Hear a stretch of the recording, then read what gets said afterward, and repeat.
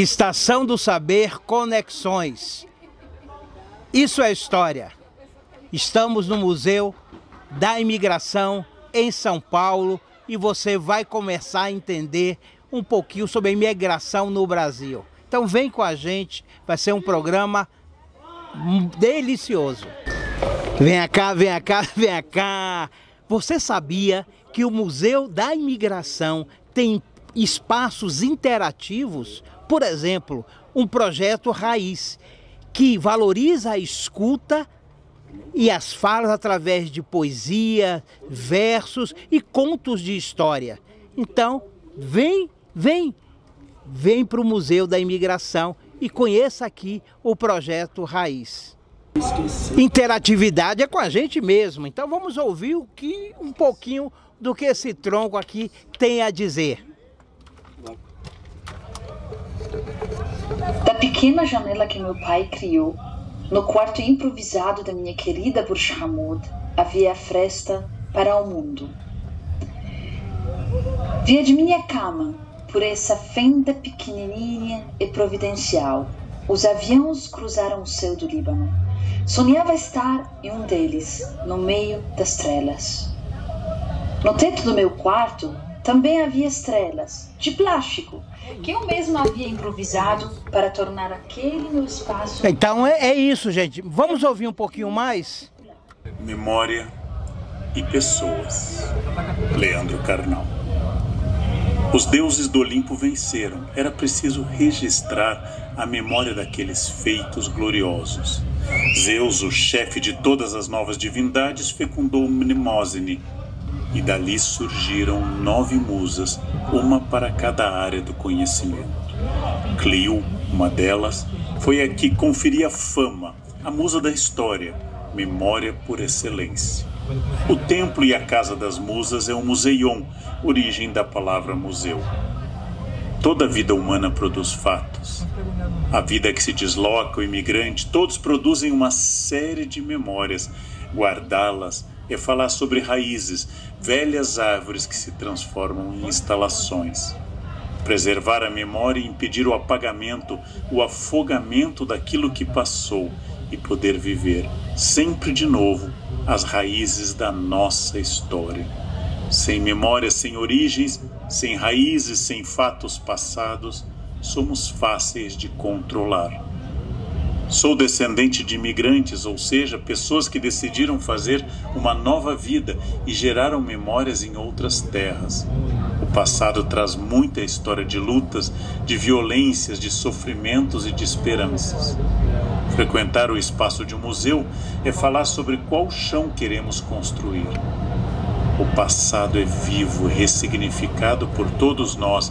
Vou pelos caminhos abertos e há muitas veredas fechadas, fazendo a minha parte agora em um esforço que se redefine a cada geração, sempre com 2 compromissos: manter viva a memória e manter sempre a esperança.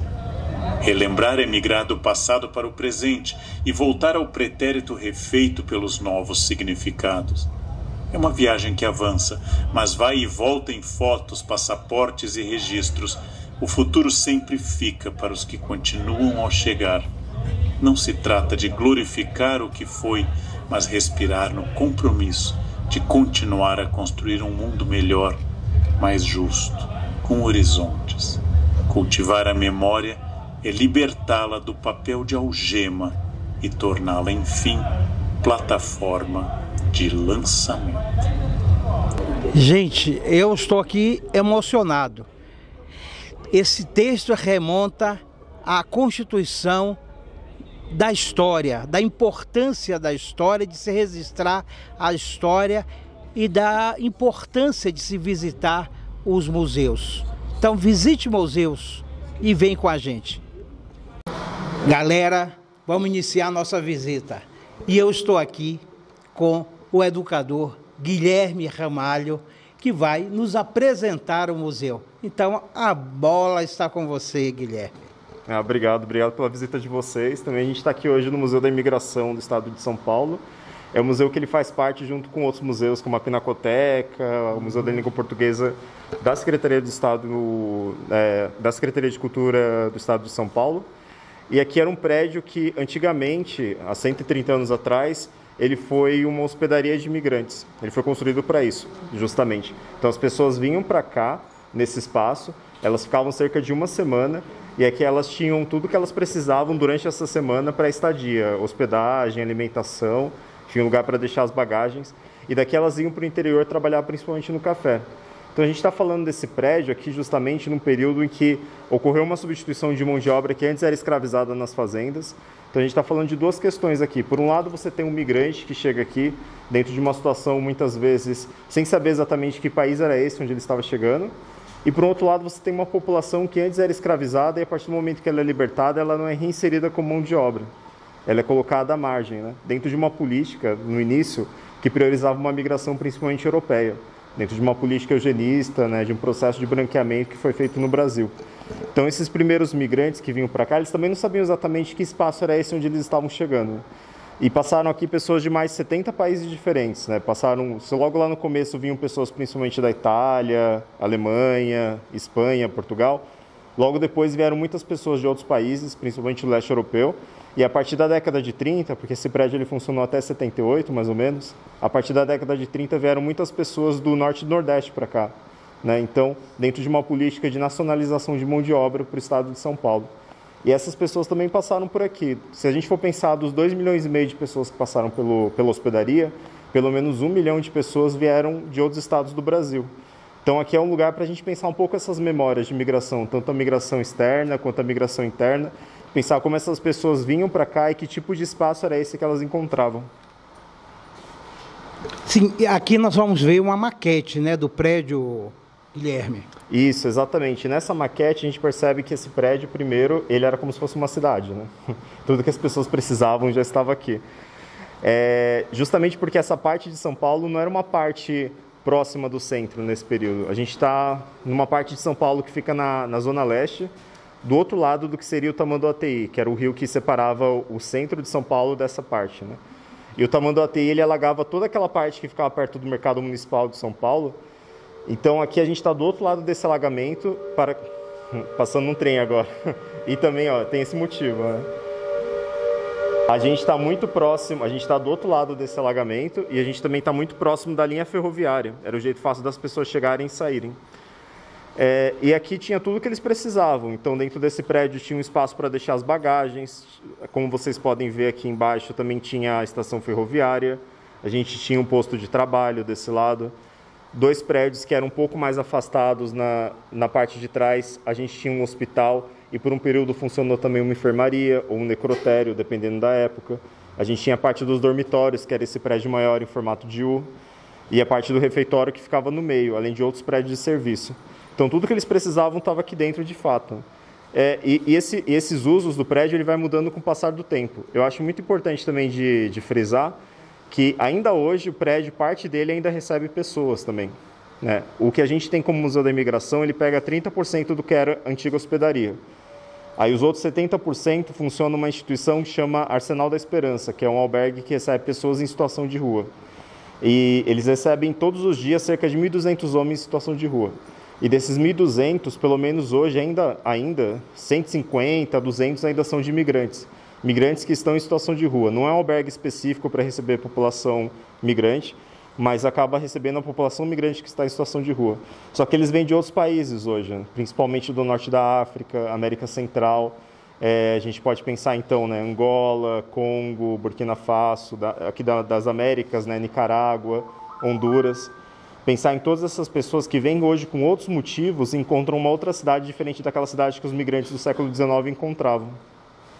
Então a gente pode dizer também que esse museu e essa instituição acolhe temporariamente os refugiados? Então, a instituição Arsenal da Esperança, ela acolhe alguns migrantes que por algum motivo estão em situação de rua. Mas não necessariamente é uma instituição voltada para o acolhimento de imigrantes. Hoje em São Paulo a gente tem algumas outras que fazem esse trabalho. Por exemplo, a Missão Paz, que fica ali no Glicério, que acolhe, se eu não me engano, 450 pessoas. Aí a gente tem algumas instituições ligadas ao governo, como é o caso do CRAI, que é o Centro de Referência e Apoio ao Imigrante, que além de ajudar com regularização migratória, também oferece uma casa de acolhida, também voltado para menos pessoas. A gente tem algumas dessas instituições que trabalham nesse sentido.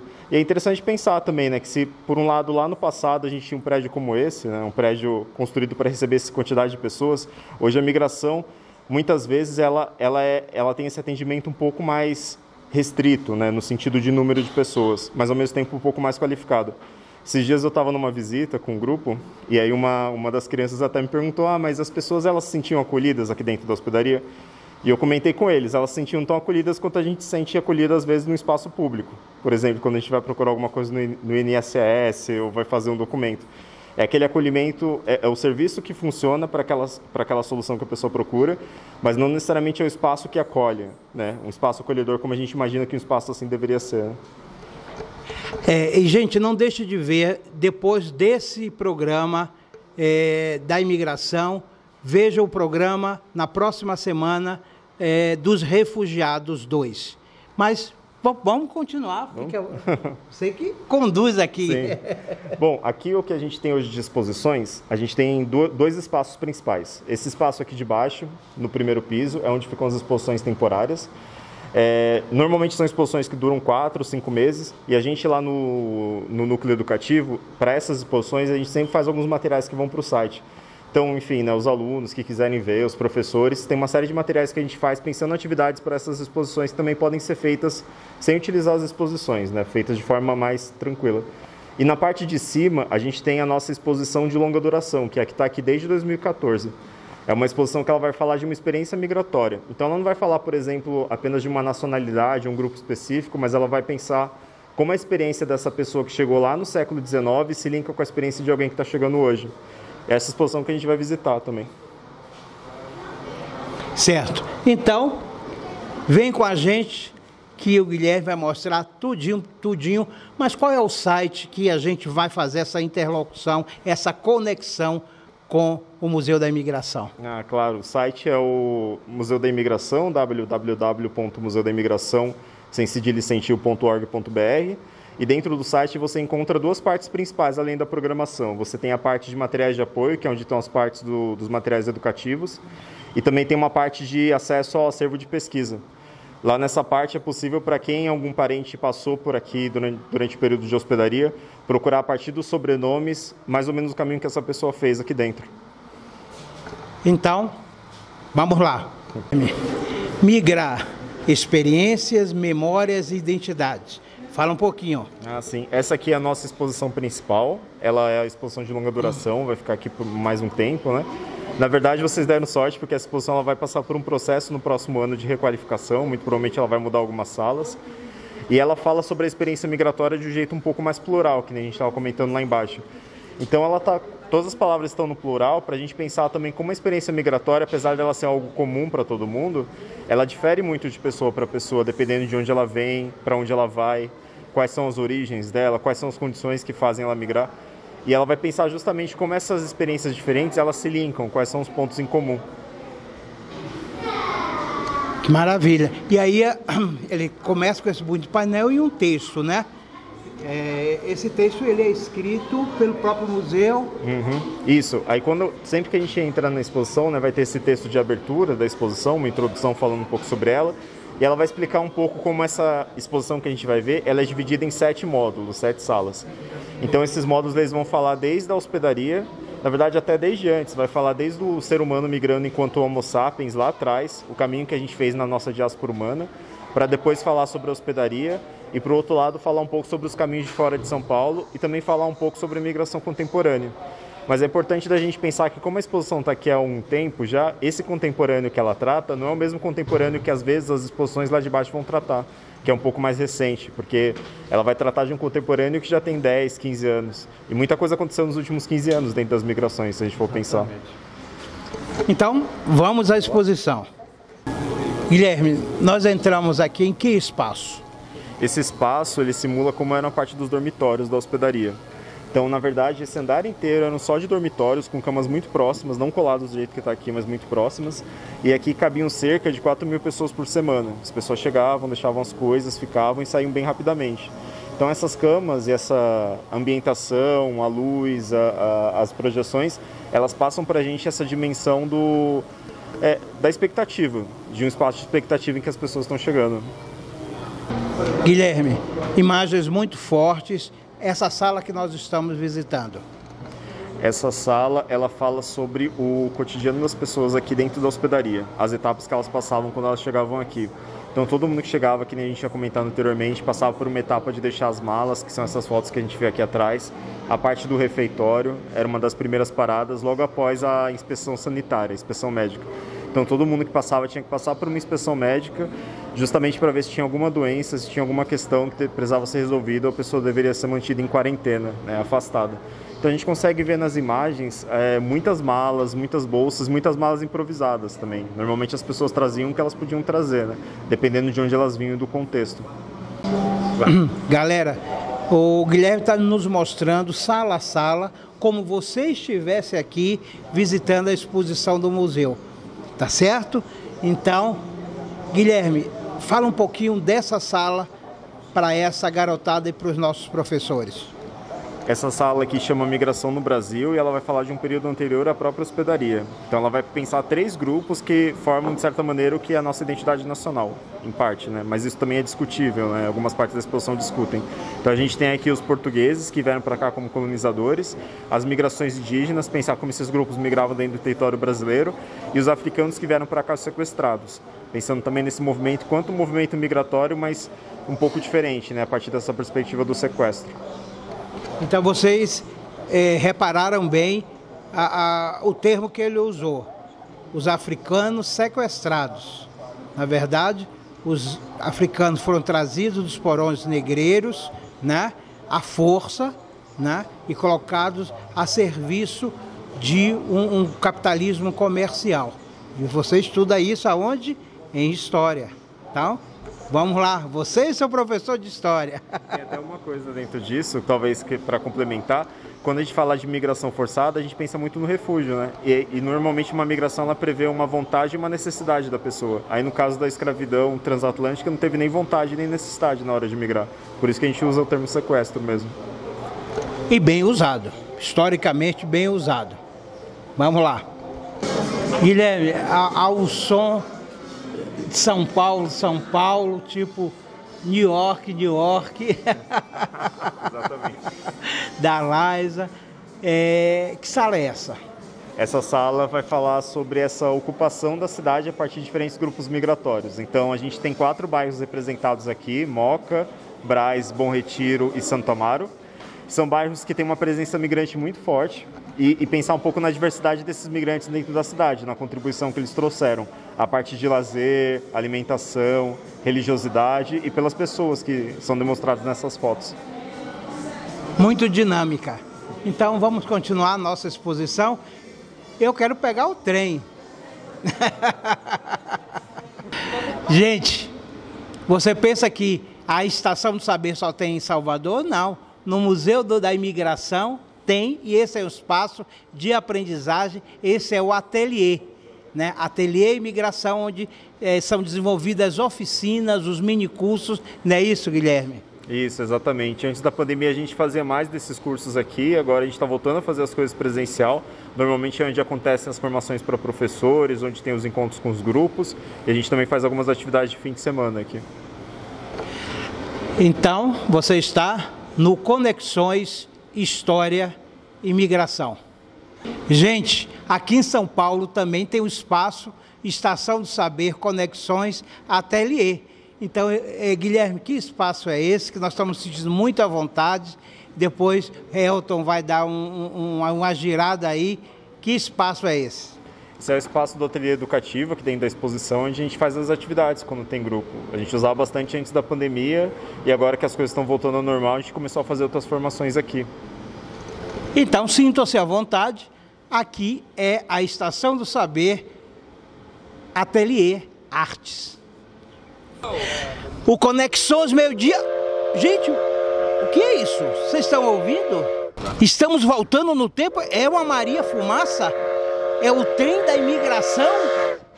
É claro que é. Nós estamos aonde? no Museu da Imigração. E já já ele passa aqui e nós vamos pongar nesse trem. Então vem com a gente.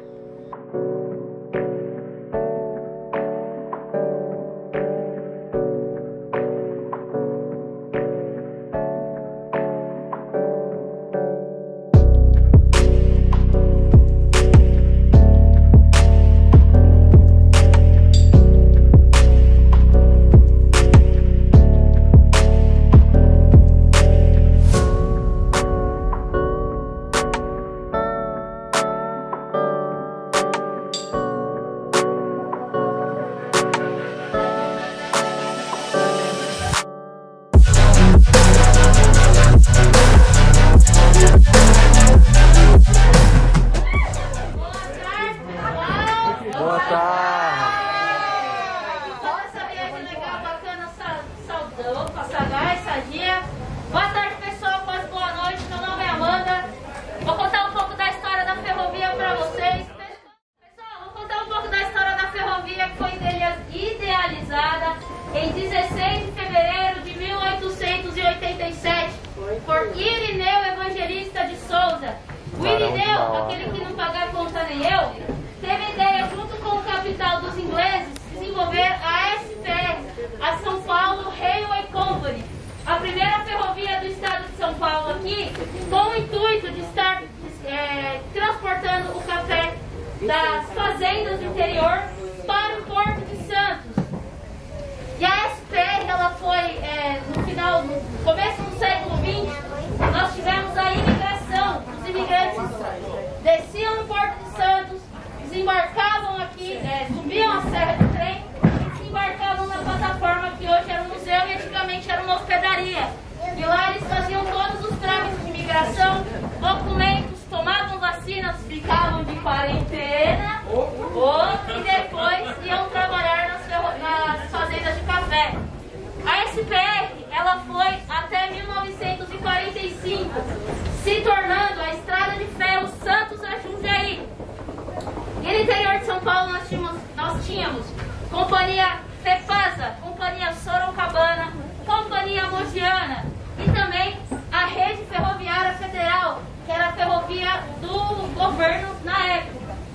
Só que a ferrovia de passageiros, ela foi até o final dos anos 80, começo dos anos 90. Mas o que aconteceu, Amanda, pelo amor de Deus? Simplesmente o governo achava mais lucrativo manter estradas, pedágios, né? Todo mundo entrando com as indústrias, a ferrovia de passageiros acabou. Eu ia fazer chagueta. E qual foi o resultado disso? Simplesmente abandonaram esse material e a nossa associação tem muito restaurando e preservando essa ferrovia. Começando aqui na década de 20, carro-restaurante da década de 20. Logo atrás dele, carro dormitório de inspeção. É o famigerado carro da chefia, para ver se o peão estava trabalhando ou não. Se passasse do horário administrativo, eles podiam dormir em cada janela, correspondia a um dormitório. De 1914, carro bagageiro, Pedro. De 1914, carro bagageiro, carro de correios. Um dos, né? Não é só ele que fazia, não. Senão a gente não recebia a cartinha. Pedro, tá difícil hoje. Haja boi, haja bobó. De 1900, inverte locomotiva Locobreque. Subia a serra lá de Paranapiacaba. Uma das também, né? Não era só ele, calma, pelo amor de Deus. Aqui de 1914, vagão Cabuz. É estranho falar, né? Cabuz, não é só, é Cabuz. Esse vagão, ele era utilizado para transporte de cargas valiosas ou cargas preciosas, tá? Ouro em lata, só para quem assistiu Pica-Pau vai ter essa aí. De 1938, locomotiva a vapor remanescente da SPR, Berkshire, não confunda, pelo amor de Deus, com Yorkshire, aquela locomotiva que tem raça de cachorro, não, Berkshire. De 1940, locomotiva V8, locomotiva elétrica, tá? E junto a ela, que não é pra vocês verem, obviamente, né? A gente vai dar pra ver daqui a pouco. Junto a ela estão carros e passageiros também da década de 50. Entre eles, carros bagageiros, carros passageiros, carros dormitórios, carros restaurantes, né? Essa casa, junto com todo esse pátio ferroviário, são do início do século XX. Antigamente era utilizado pelos trabalhadores dos ferroviários que trabalhavam nesse pátio aqui. Atualmente a nossa sede da ABPF é o nosso mini museu, é um museu pop, né? É um museu só para conhecer como que era antigamente as estações e como que os ferroviários trabalhavam, tá? Já falei do nosso acervo. Nosso trem, locomotiva de 1922, funcionando no modo operacional dela. Dona Marta, uma senhora de idade centenária.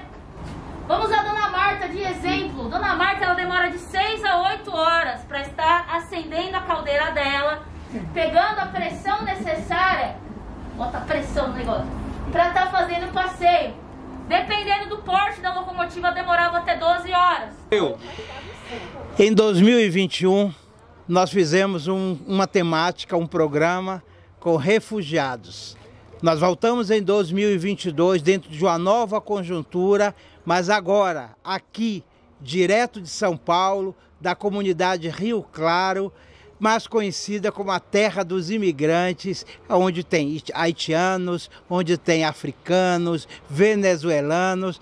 Aqui é uma terra, é uma comunidade que acolhe os estrangeiros, acolhe os imigrantes. E para conversar com a gente sobre isso, eu vou conversar com Roseli Oliveira, já conhecida da gente, presidente da ONG Vozes Sem Fronteira. Vem para cá, Roseli, né?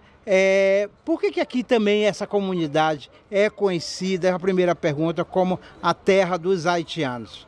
Olá, tudo bem?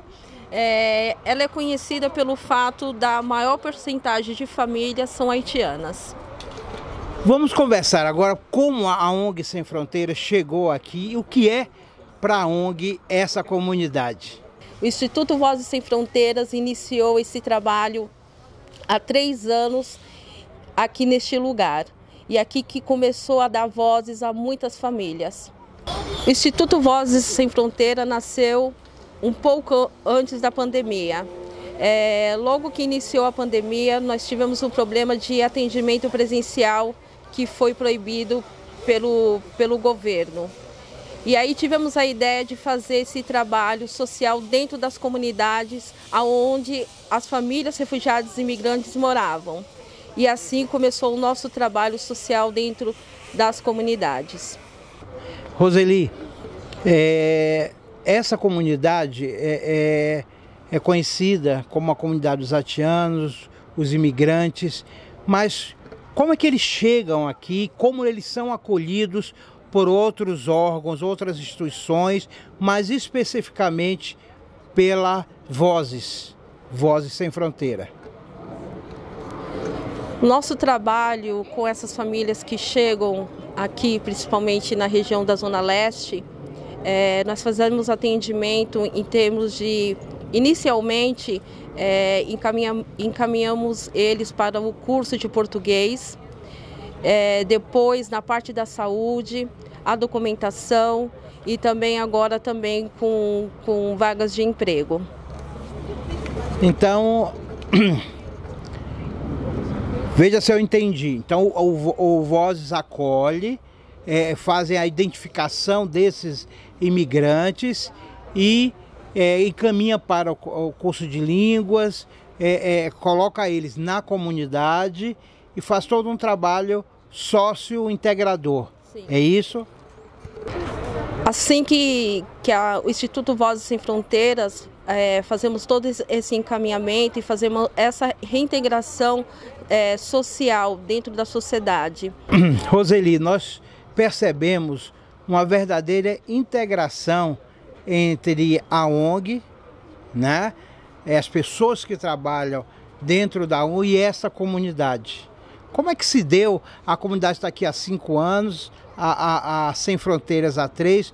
Como é que se deu esse casamento entre a comunidade que tem brasileiros, não é só a comunidade de estrangeiros, né?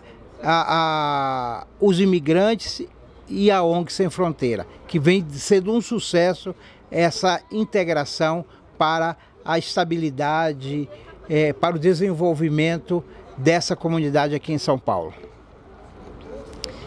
Eu acho que isso se chama, primeiramente é amor ao nosso trabalho. Eu acho que essa comunicação, essa interação que a gente tivemos com essa comunidade, acho que se chama amor e respeito também. Eu costumo sempre falar com a minha equipe que eu não trabalho com refugiados e imigrantes, eu trabalho com seres humanos. Então, no momento que eles são tratados como seres humanos, eu acho que aí começa essa ligação de respeito. E quando você tem esse olhar que a sociedade, né, que o nosso, né, que as pessoas eu acho que eles têm um olhar totalmente ao contrário, porque não tem esse conhecimento. Quem são os refugiados? Por que eles estão aqui no nosso país? Qual é a causa? Será que as pessoas elas têm prestado atenção, elas têm esse conhecimento? Porque a gente só pode julgar daquilo que a gente conhece. Então, no momento que a gente não conhecemos a causa, né, então a gente julga. Mas no momento que você começa a entender a causa, porque eles estão aqui no nosso país, aí a gente começa a se aproximar, a gente começa a entender e principalmente, né, o Instituto Vozes Sem Fronteiras começa a ver que eles só precisam de uma oportunidade. O Instituto Vozes Sem Fronteira é um instituto que trabalha com parceiros e trabalha com voluntários. Se você aí quiser contribuir com Vozes Sem Fronteira, como é que faz, Roseli?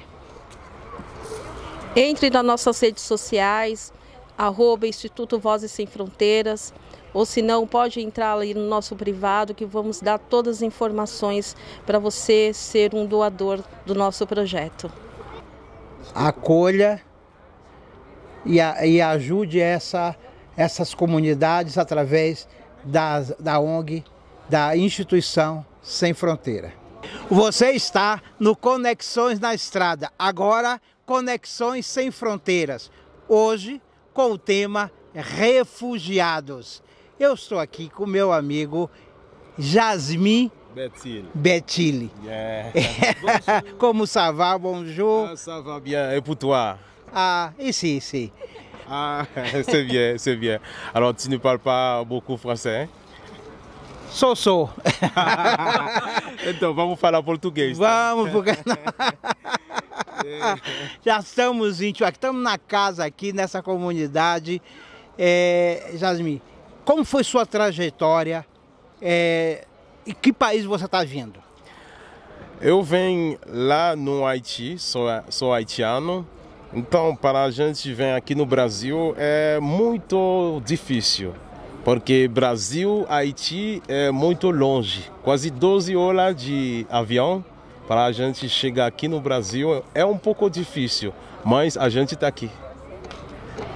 Nós sabemos que o imigrante ele foi forçado a sair do seu país, a buscar auxílio em outra bandeira, em outra pátria. Quais foram os motivos que lhe levaram a deixar a sua pátria amada?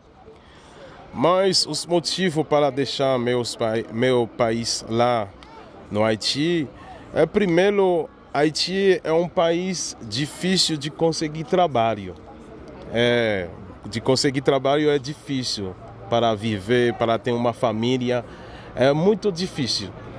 Por isso eu tenho que sair, deixar meu país, deixar meu pai e minha mãe lá, para vir aqui no Brasil para conseguir trabalho, para conseguir uma vida melhor. Por isso a gente vem aqui no Brasil. E também eu agradeço a cada brasileiro, porque o Brasil é um país bom, é um país mãe de todos os países. Porque eu viajei em outro país, eu viajei em quase 3 países, Brasil é diferente de todos. Brasil receber pessoa bem, entendeu? Brasil é receber o estrangeiro, vem conseguir a residência.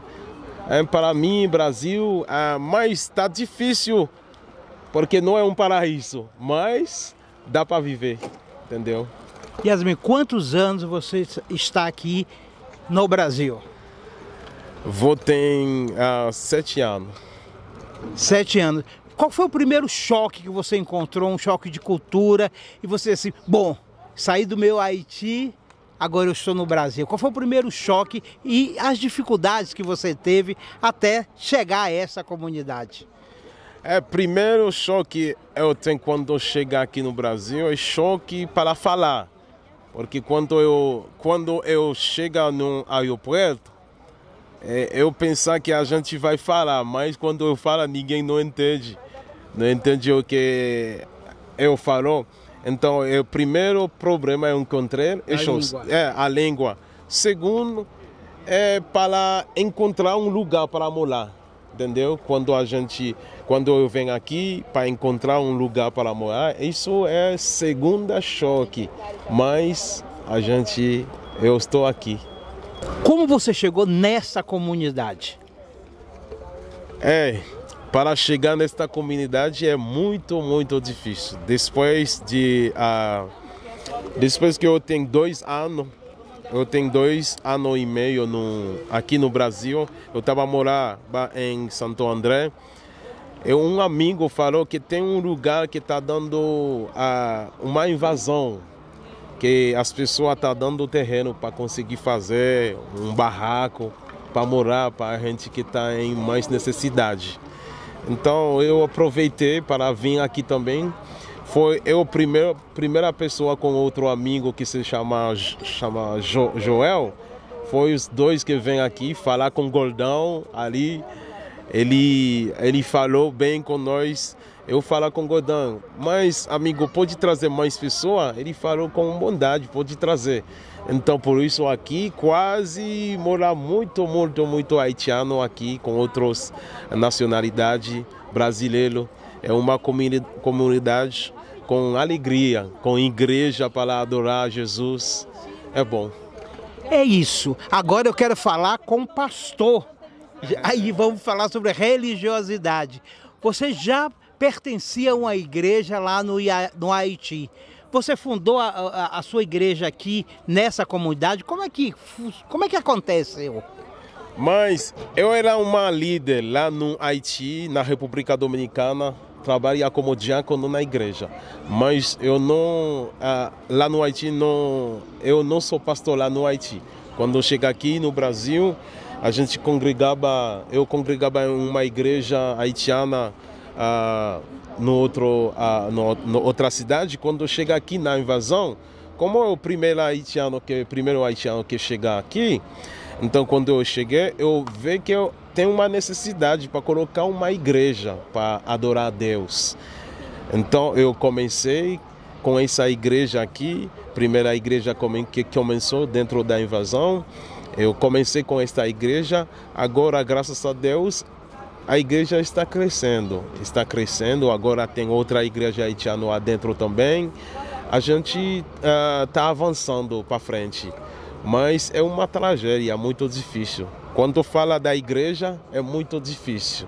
Para levantar uma igreja é muito difícil, mas com Deus tudo é possível. Hoje, você é um cidadão haitiano, mas brasileiro já, tá com sua documentação. Quase mais brasileiro que haitiano agora. Mas só a gente tem alguma dificuldade para falar português, mas quase mais brasileiro que haitiano agora, porque tem 2 filhos aqui, quase tem tudo aqui agora. Olha para aquela lente e me diga, você é feliz hoje no Brasil? É feliz, porque o cristão, aunque tem dificuldade na vida, mas sempre a gente tem alegria com Jesus. Obrigado. Obrigado você. Diretamente da comunidade Rio Claro, aqui em São Paulo, eu estou conversando agora com Márcia Heleno. Márcia é assistente social e está desenvolvendo um trabalho junto com o Vozes Sem Fronteira. Como é esse trabalho, Márcia? É gratificante? Fala um pouquinho dele, de você, nessa comunidade. Ok. Boa tarde, né? Acho que já é a boa tarde quase, né? Boa tarde a todos. Então, eu sou assistente social, como eu te disse. Fazem 1 ano e pouco que eu estou voluntária da Vozes Sem Fronteira e a gente eu venho participando de várias ações junto à presidência da entidade. Nós temos alguns projetos para este ano.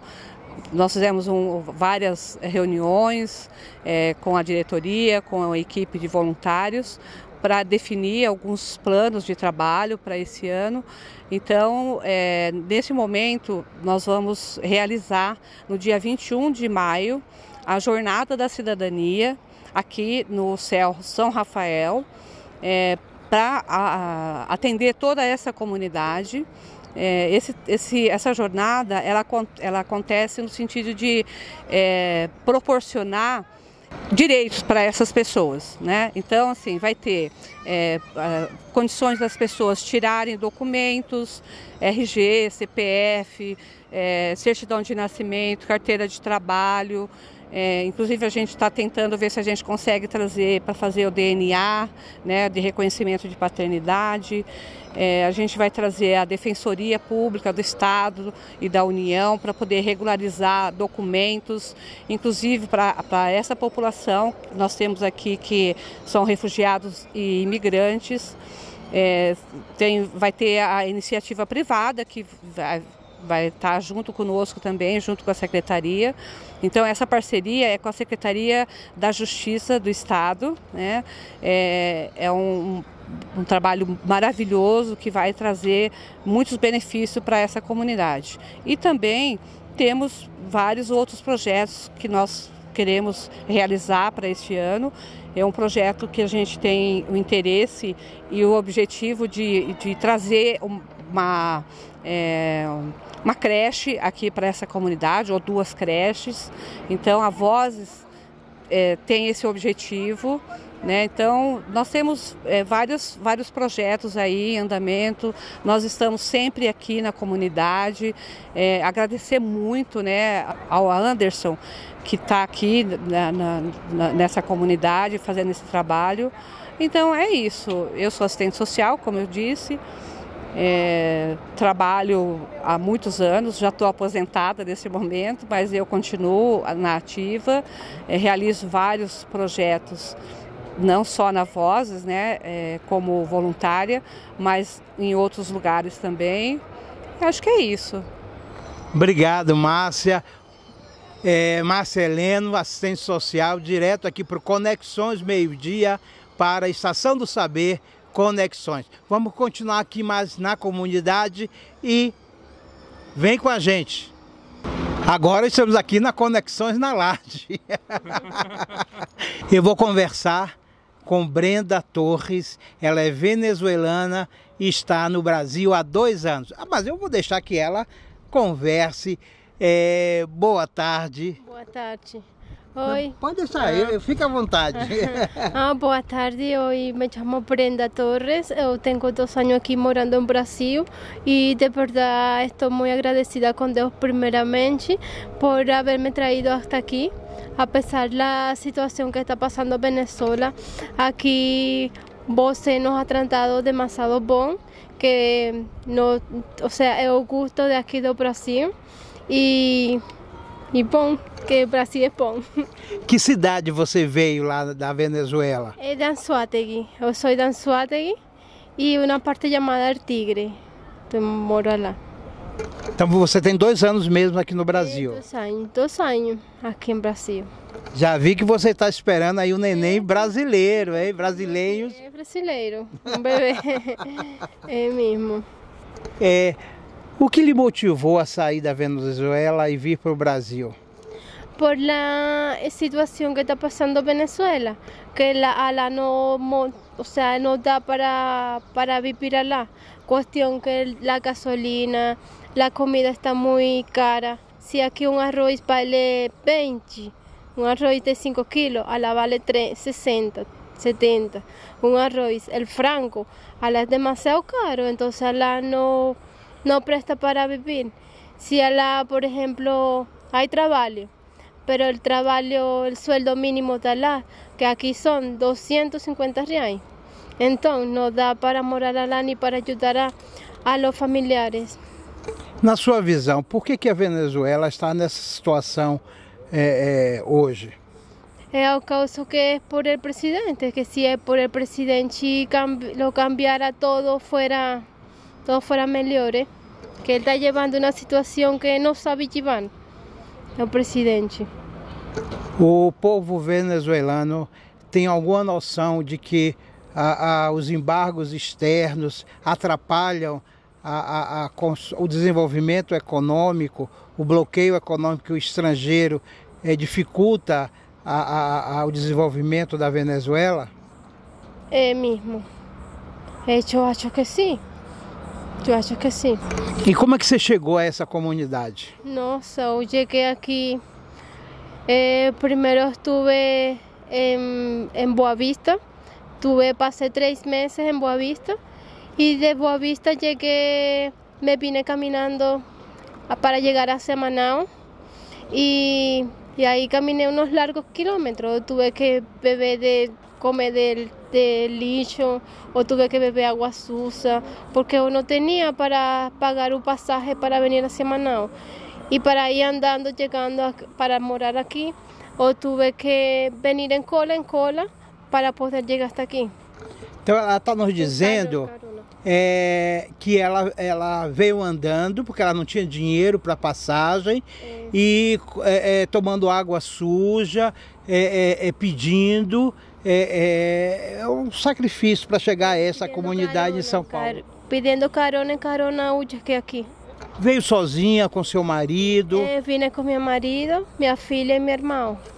Todos vocês enfrentaram essa jornada de andança e essas dificuldades do beber, do comer, até chegar aqui a São Paulo. Até chegar até aqui, eu tive que passar por todo esse processo para poder chegar até aqui, porque mi destino era chegar até aqui, que minha irmã tinha 2 anos morando aqui, minha irmã. E então ela falava para mim que viniera para cá, que ela estava aqui morando em um barraco. Ela não pagava aluguel nem nada e dava para sobreviver nós aqui melhor que Venezuela. Enquanto ser humano, independente da nacionalidade, você se sentiu acolhida aqui nessa comunidade? De muitas pessoas. Aqui os brasileiros são demasiado bons, tudo. Não posso falar mal de ninguém porque todo nos ha dado esse braço apoio que nós venezolanos necessitamos. Todos os brasileiros que nos han ajudado com cestas básicas e coisas de roupa e de todo, e eles são bons. Okay. Hoje você está com a sua documentação, o Vozes Sem Fronteira tem te ajudado nesse sentido? Eu tenho todo legal aqui, tenho meu documento, tenho tudo aqui. Então, seja bem-vinda ao Brasil. Obrigada. E seja feliz. Obrigada a você por esta entrevista.